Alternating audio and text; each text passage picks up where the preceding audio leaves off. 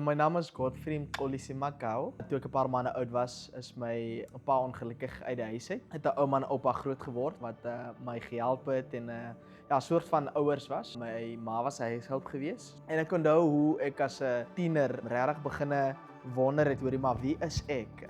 En hoekom het my pa my gelos? Soos hy's nie lief vir my nie, niemand is lief vir my nie.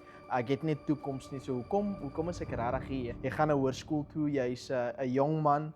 So hier's vir jou alkohol om net 'n bietjie te celebrate en ek onthou hoe ek hierdie bier gevat het en gedrink het en ek het toe vir myself gesê, hoorie maar as ek genoeg in hierdie ding is, gaan ek vergeet van wie ek is en die probleme en die uitdagings wat ek rondom my het. So van my graad 7 jaar tot en my graad 10 jaar as 'n tiener het ek basies in die portal ingegaan in soveel verskillende verkeerde goed. Prywen was 'n ongelooflike ou. Hy was een van die ouens wat as jy na hom kyk, sien jy net sonlig. En ek voel daar's nie hoop vir my nie. En Prywen het toe vir my gesê, hoorie, kom saam met my kerk toe.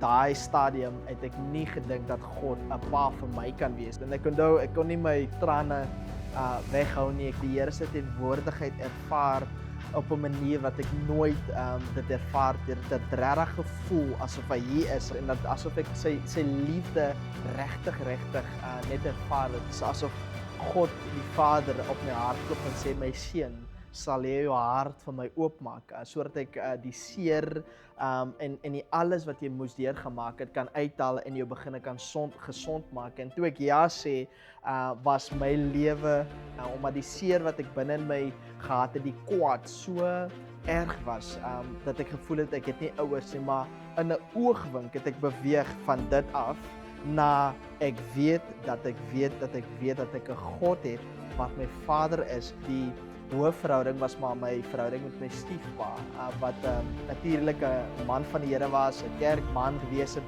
Hy het ons mishandel, so verbally en dan ook fisies. Die persoon by die kerk wees en dan die persoon by die huis wees.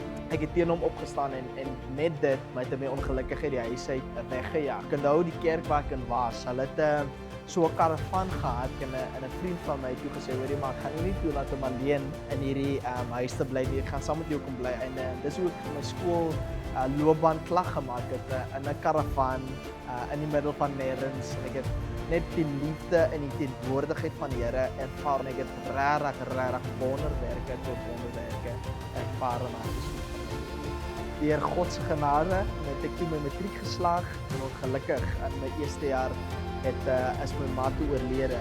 En ek onthou in 'n oomblik hoe ek dit ervaar hoe die Here vir my sê, God het altyd jou moeder en jou vader en jou verlaat, maar nogtans sal ek die Here jou God jou onder my sorg neem.